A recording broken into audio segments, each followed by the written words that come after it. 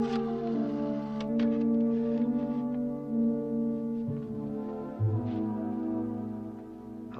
this is Dr. Rossi speaking. Is, Jill Smith there, please?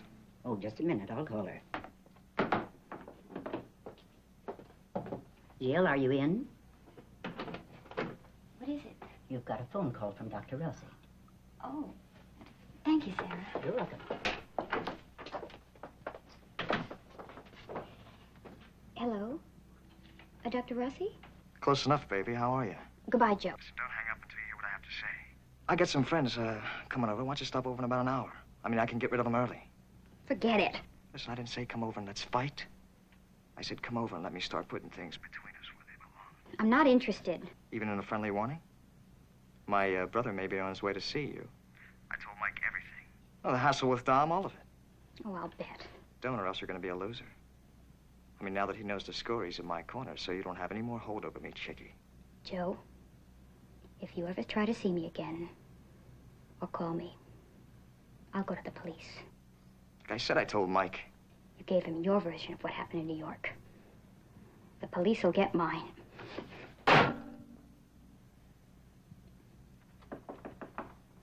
Yeah, come in.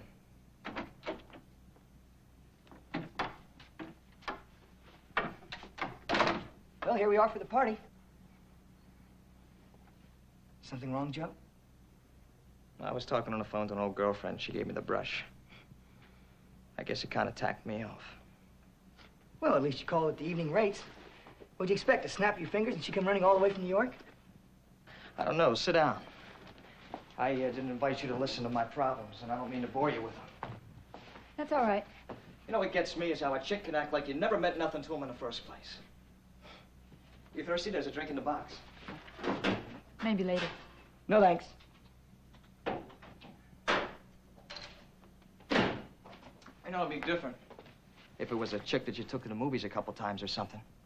But, I mean, you know what I mean. Look, you weren't married to her. She wanted out. That's her right. Or do you think the only hold you can get over a chick is with a wedding ring? That's the only one that counts. Sit down.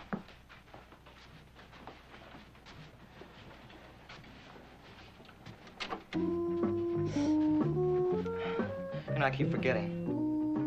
Forgetting what? You haven't been around enough to know.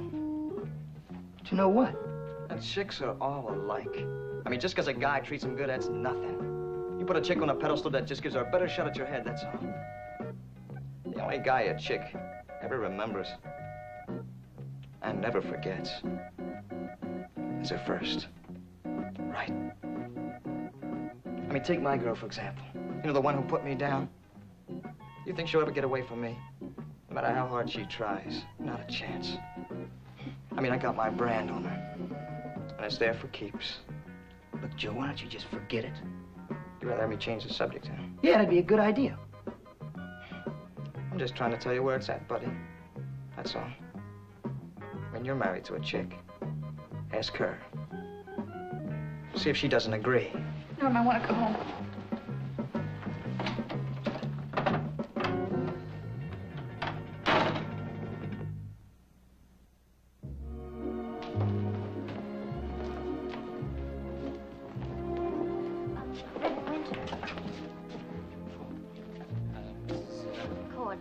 Oh, yes, of course. Do you have a minute? Well, No, it's already complete. Oh, no, wait a minute. Why don't we sit down? That is, if you have a minute. Yes. Okay.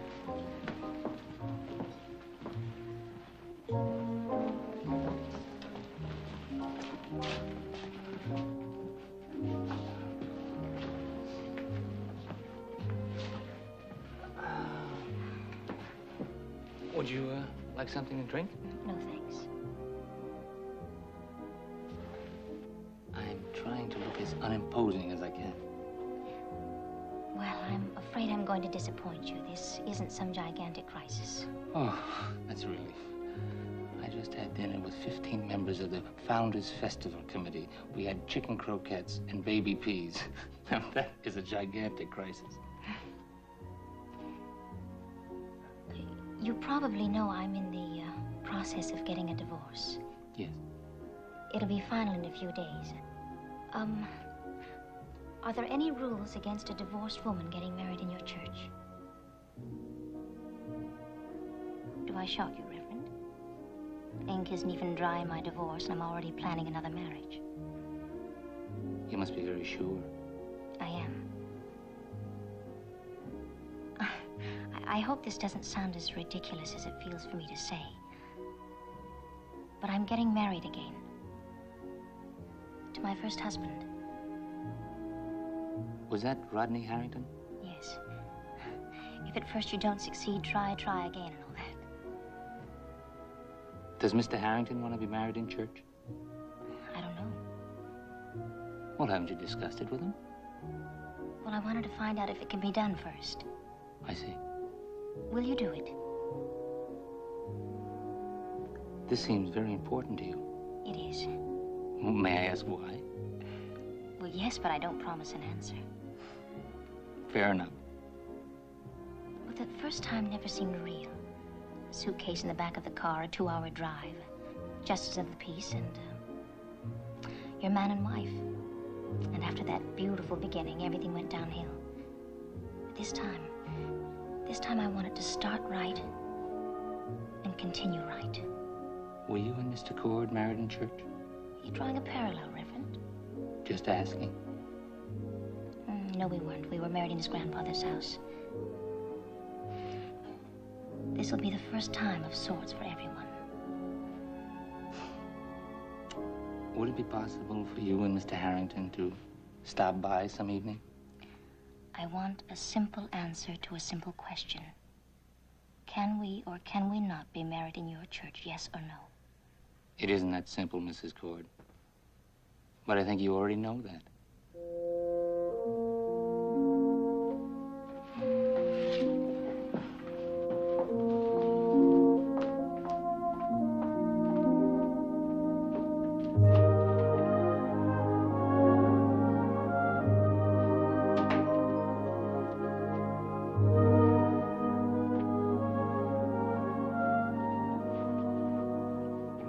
Anything?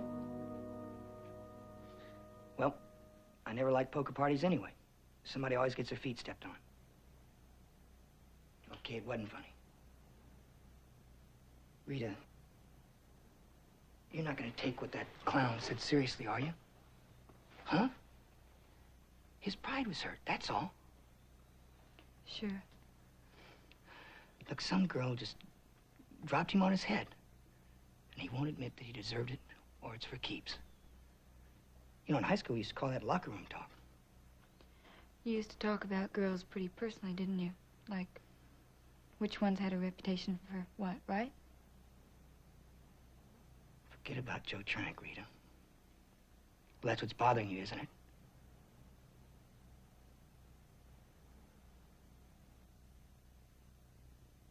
He's gone.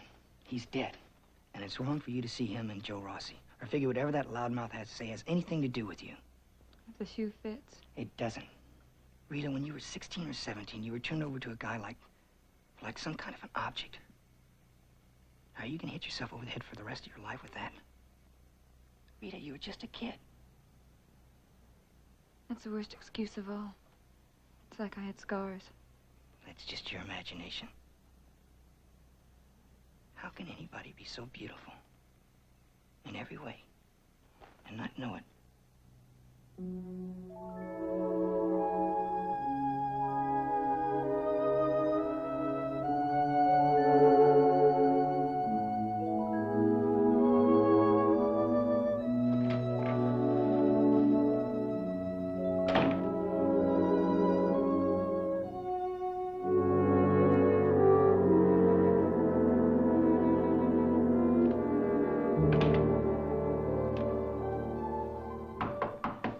Rita, come on, let me in.